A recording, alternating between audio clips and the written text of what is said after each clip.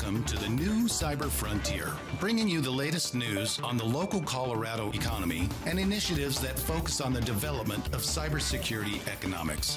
You don't have to be a computer or cybersecurity expert to get plugged in.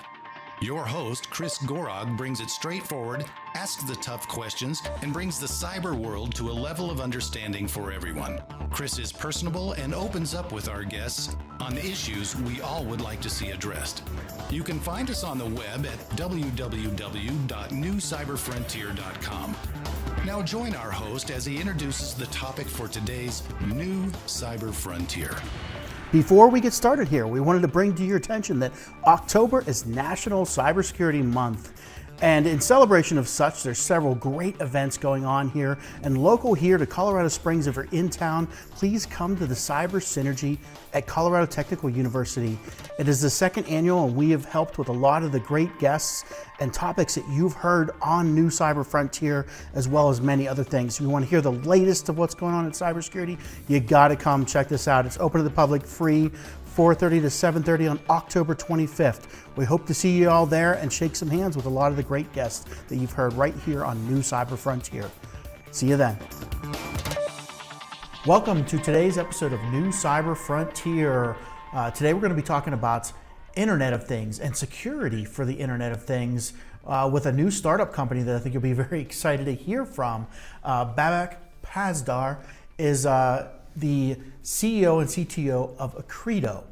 And his background, he's an ethical hacker, globally recognized cyber expert, and a whistleblower in a testified in Congress a couple years ago. He's going to talk about that when he brings on his own or talks about himself.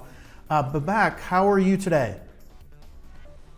I'm doing very well. Thank you very much for having me. Yeah, and thanks for coming on New Cyber Frontier. We're definitely excited about the new things, the art of the possible, what's coming up in the industry, and I really am looking forward to hearing from you today.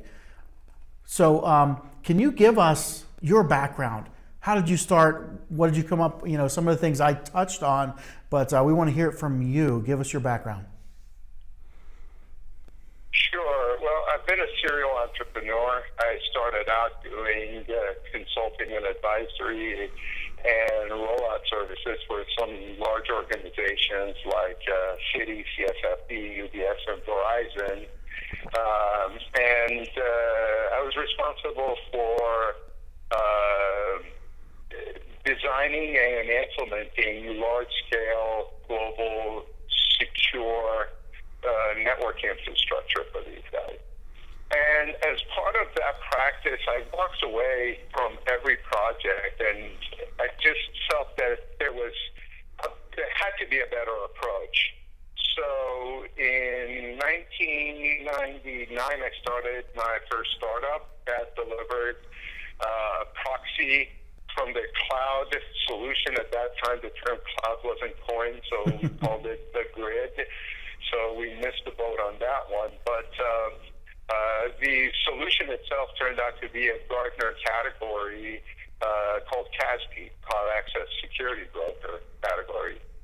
And that delivered security for web communications, but we felt that there had to be a better way of securing everything from the cloud. So in 2009, founded another company, had an exit with my last company and founded another company that delivered full stack security from the cloud. And that eventually became the firewall as a service category for Gartner. And all along the way, for the past 4 or 5 years, I kept thinking of how do we tackle this IoT challenge. And I came to the realization a couple of years ago that the IoT challenge required a whole other business, a business that had a different business model, the different ability to scale, a different cost structure, and that's what led us to start Acreto and to tackle some of those emerging challenges. Yeah. Well, let's talk about that. Acreto, Best Tech Company 2018 on your site. Tell us about this and what it is. I guess we'll start and say, what is the problem that you've identified in the industry that you're trying to solve? Sure. The problem is that today, cybersecurity requires piecing together a whole bunch of different security technologies, all with very granular functionalities to secure every individual silo that makes up a organization's compute platform, right? So silos include things like the offices, their data centers, their SaaS applications, their cloud instances, mobile users, mobile devices, and remote users, and now with IoT. And that's a exercise in futility to go out there and try to implement controls and threat management and identity and privacy by using, a half a dozen to a dozen different products for each of those silos. Creates a very complex environment. I've always believed that complexity is the enemy of security, and these environments are extremely complex, and it reduces effectiveness. It has a significant impact on organizations' ability to operate the environment. Obviously, it's very, very expensive, and it requires some very talented folks. And at the end of the day, they end up spending most of their energies on managing products rather than operating security. Okay, let's stop there real quick. We're going to hear from our sponsors and come back and pick up right there. Be right back. We'll be right back with the rest of today's show right after these brief messages from our sponsors. Cyber Resilience Institute helps build strong cyber communities designed to prevent members from attack. Like building a neighborhood watch, it takes coordination and a sharing community to protect our identities and valuables in the virtual world. Typically, we hear that organizations know they need to do something to protect their cyber assets, but don't know where to begin. Let Cyber Resilience Institute help your community create an action plan. Cyber Resilience Institute will build your community or business marketplace so that it is designed to support a collective cyber defense. Contact them for more information at cyberresilienceinstitute.org. And welcome back. We're talking to Babak, the CEO, CTO of Acreto. And before the break, you were talking about the problem that you're solving, the problem you see with cybersecurity in general. And I think we kind of got to that. The IoT has a new model.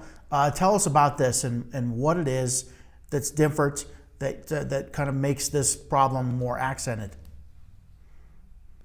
Yeah, well, aside from the large array of technologies you need to build this very complex security infrastructure, IoTs have introduced a whole new compute model that completely neutralizes any effect that today's security technologies have. IoTs function in what we call a codependency model. So when you think about your laptop or even your mobile phone and your laptop can function autonomously. It benefits from the network. IoTs are different. IoTs are dependent on the application, and by virtue of that dependency on the application, they're dependent on the network. IoTs fulfill a specific function, be it functioning as a sensor, telling you that the temperature is 51 degrees for some fluid, or to perform a particular function, like opening a valve or closing a valve, or both. And for each of these, they're dependent on the application. Typically, the application is sitting somewhere else. IoTs are highly distributed. So So now you've got your IoT that's on your network, your application somewhere else, and then there's a third piece to it is how the IoT and the application are managed. So in the case of, let's say, a Nest thermostat, that Nest thermostat is sitting on your home network. The application is sitting off in the cloud, and you manage them using your mobile phone, which is sitting on yet another network. Mm-hmm. Having a firewall in this environment really does not, or any kind of security infrastructure from today's array of security tools, is not really very effective, because that application has privileged access to the IoT.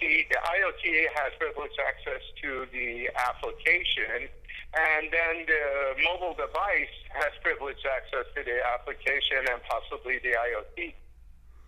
So putting in a fencing gate model, building a moat around that IoT and a drawbridge doesn't really do much. And that creates a whole other challenge that essentially neutralizes any spend on traditional security models.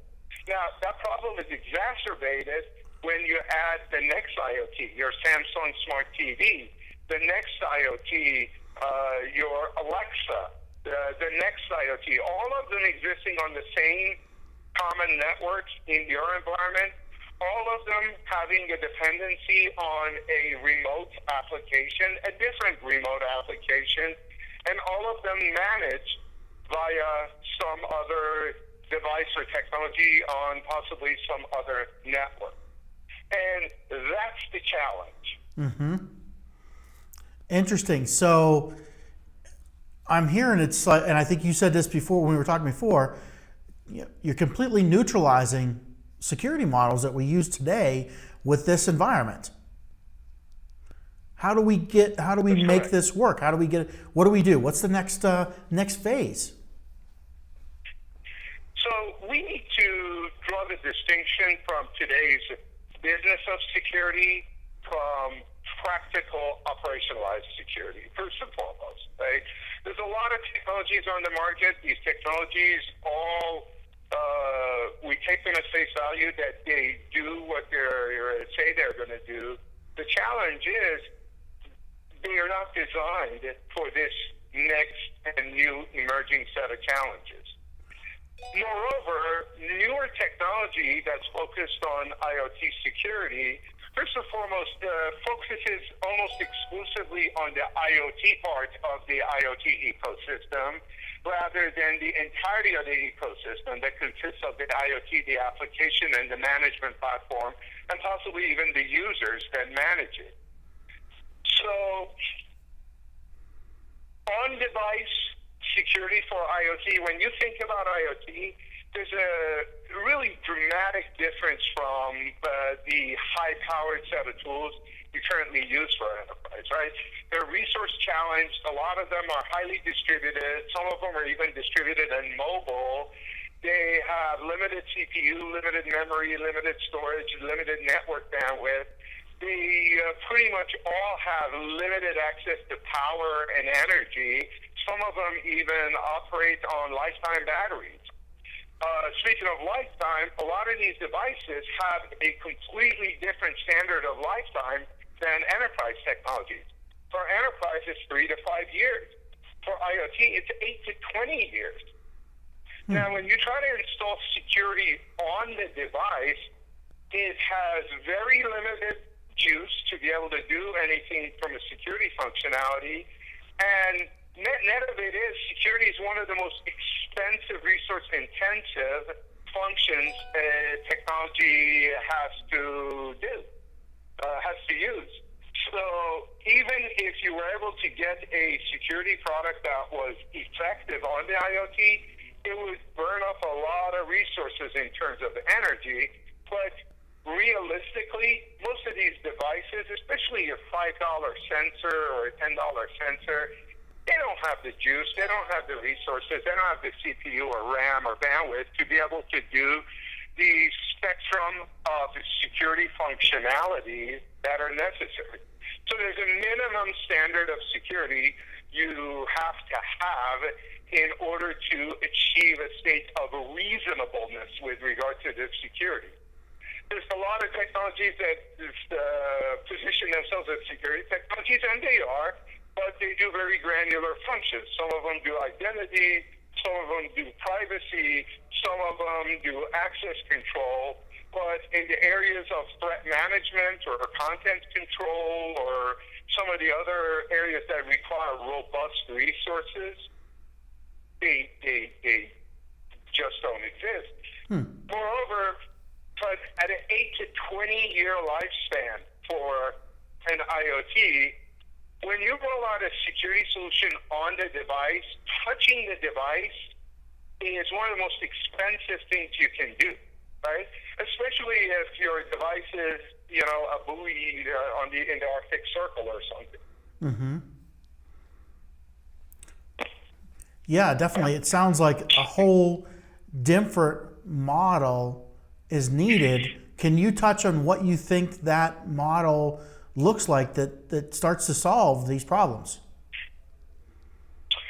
So the model requires that, first and foremost, we be able to deliver uniform and consistent security across all of an organization, diverse technologies, right? It requires that there's uniform and consistent security across all of the distributed and even mobile assets. Mm-hmm. It requires that security be delivered as a utility. And there's a really key advantage to that. Or there's a couple of them, I should say. First is you don't have to touch the device, right? Touching the device, doing operations on individual devices creates a very expensive and challenging and risky environment. Mm-hmm. So it's important we not touch the device, but to be able to deliver security as a utility. The second is that you have to have a security infrastructure that's sustainable. At 8 to 20 year lifespan, if you roll out traditional security models, on average, security requires a upgrade at minimum every 3 years, and often sooner than that.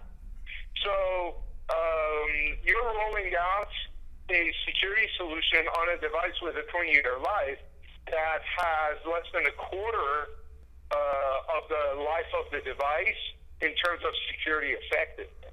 So, you're really rolling the dice on that. Yeah. Let's take a break real quick. We're going to hear from our sponsors. We'll be right back in a minute. Over 3 million data breaches happen every single day. That's over 2,000 records being compromised every minute. So often, we focus on securing web data access. But what if the attackers are already inside, having gained direct access to your storage through data management software? When it comes to communications that go directly into your storage devices, make SNIA your first line of protection. SNIA's conformance testing limits outdated communications that are known to be used by attackers. It works continuously behind the background to make sure your storage is protected. To find out if your data is truly secure, visit our website at www.snia.org/cybertest. All right, welcome back. Before the break, we were talking about the model that would be needed to security. You were talking about 20-year life expectancy on a lot of IoT devices, and I think a lot of that you're talking like utilities and infrastructure for critical infrastructure gets that long. I think some of the medical equipment might even be that if it's implanted in the body or whatever. Where do you see when you're talking about that life expectancy of 20 years and this IoT? Where are you focusing? What industries are you in for that? Well, we're looking at IoT as a whole, right? So we're speaking very generically around IoT. Obviously, some IoTs have a shorter lifespan while others have a longer lifespan.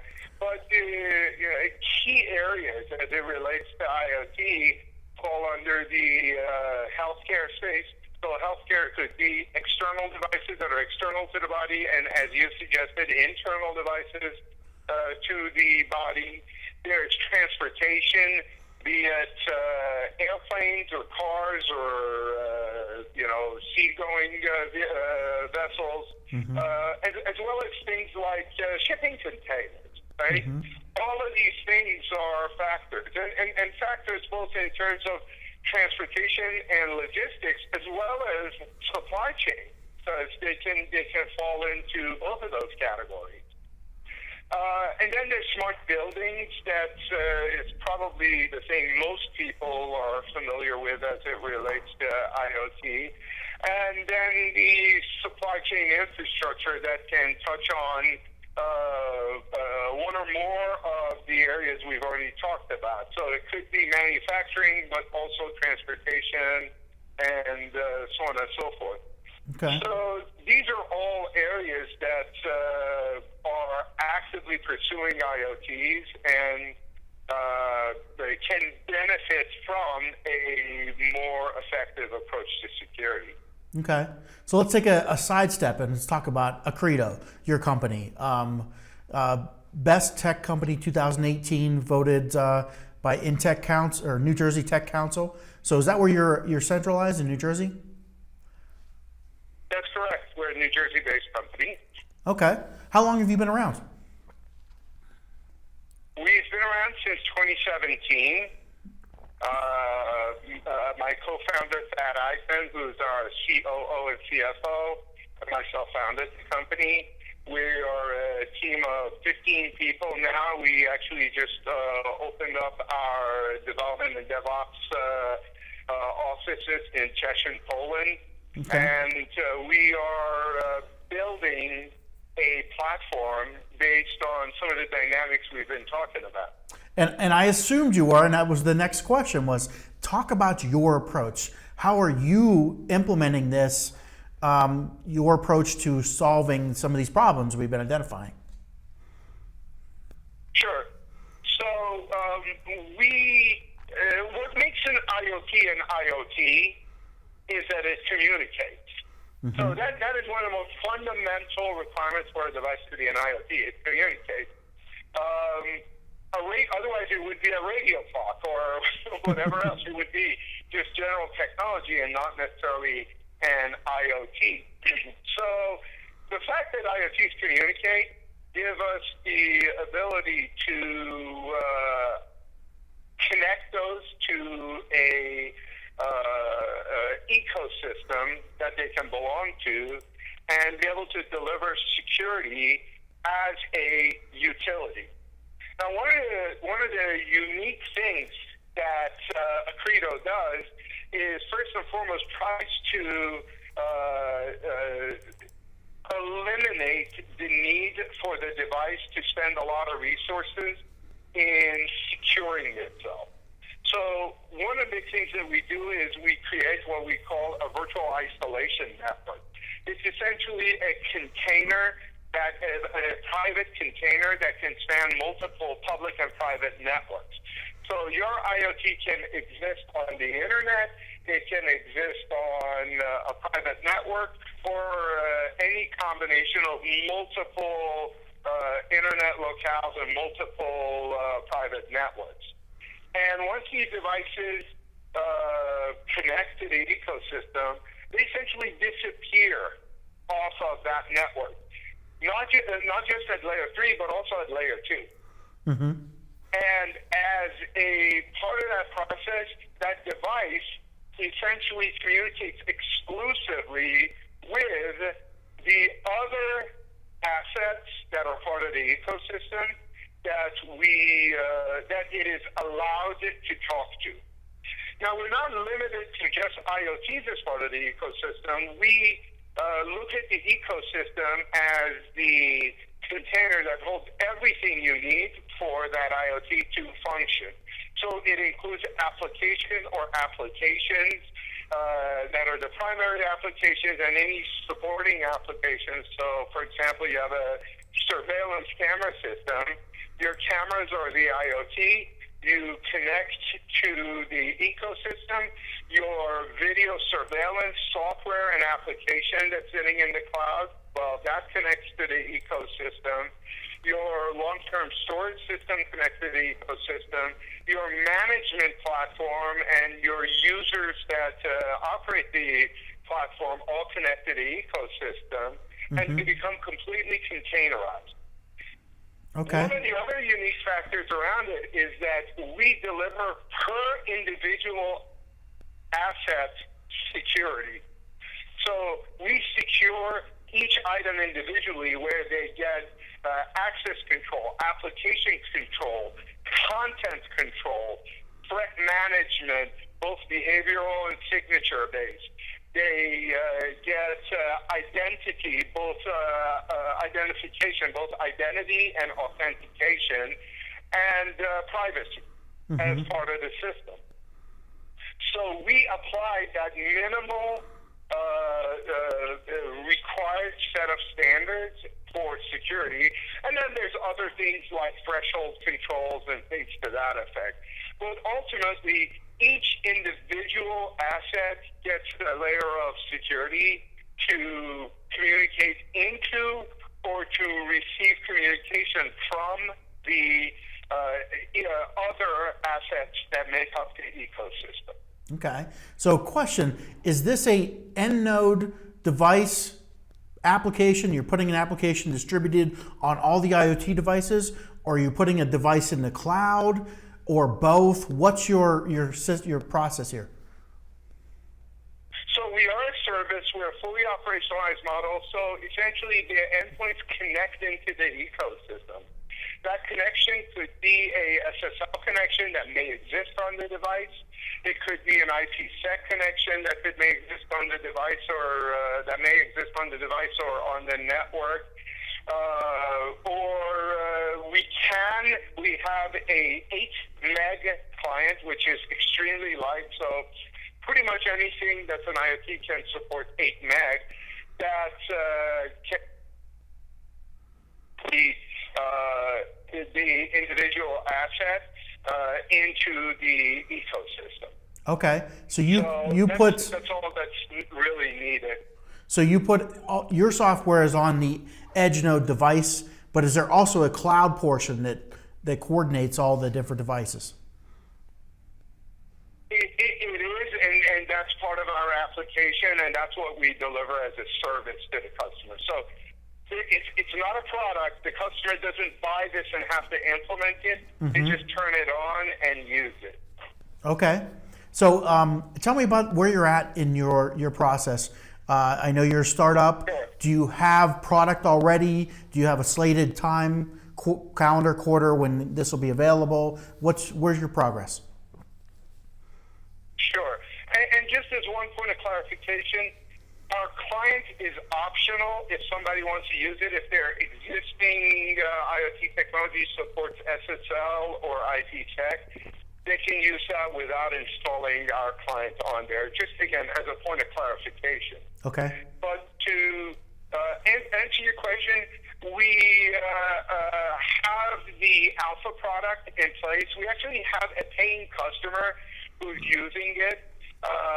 The challenge for the industry is that organizations that have IoTs and have IoTs that matter, in our case, our client is a financial institution that has a large number of ATMs, the automatic teller machines, and ITMs, interactive teller machines.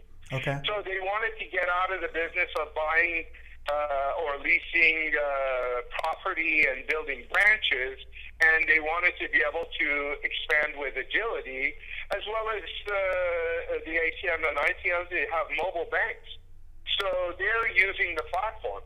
We reached out to them to just get feedback on how on target we were with our platform, and in a matter of 24 hours, they said they exhausted all their options, and the security was really what was prohibiting them from implementing their plan, and they made the decision to go with our platform.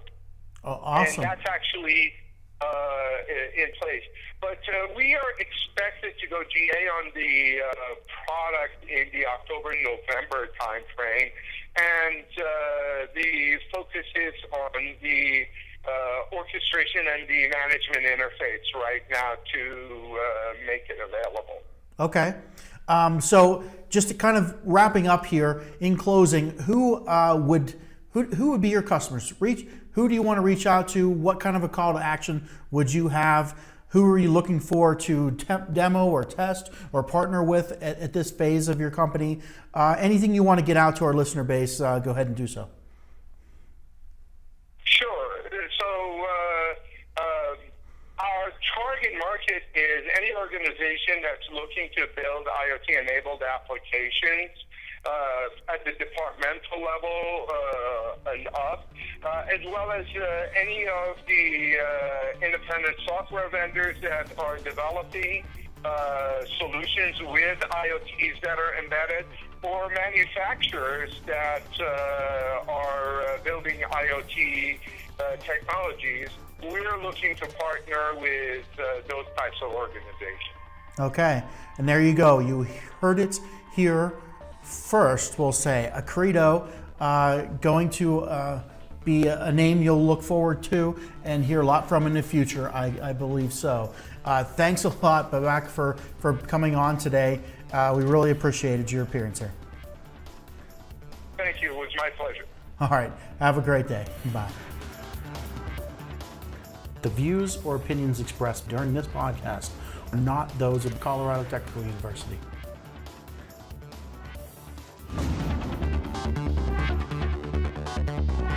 We hope you have enjoyed this episode of New Cyber Frontier.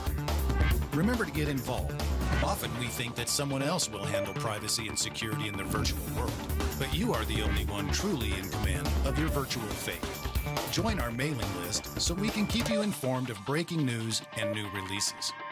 If you have an idea, if you have a question that you would like to hear answered, or if you want to get involved with our efforts, reach out to us at newcyberfrontier.com. We also encourage you to visit our sponsors' links, as they are the ones that really make this show possible. I want to thank each of you for supporting the show, and we look forward to seeing you back for the next episode of New Cyber Frontier.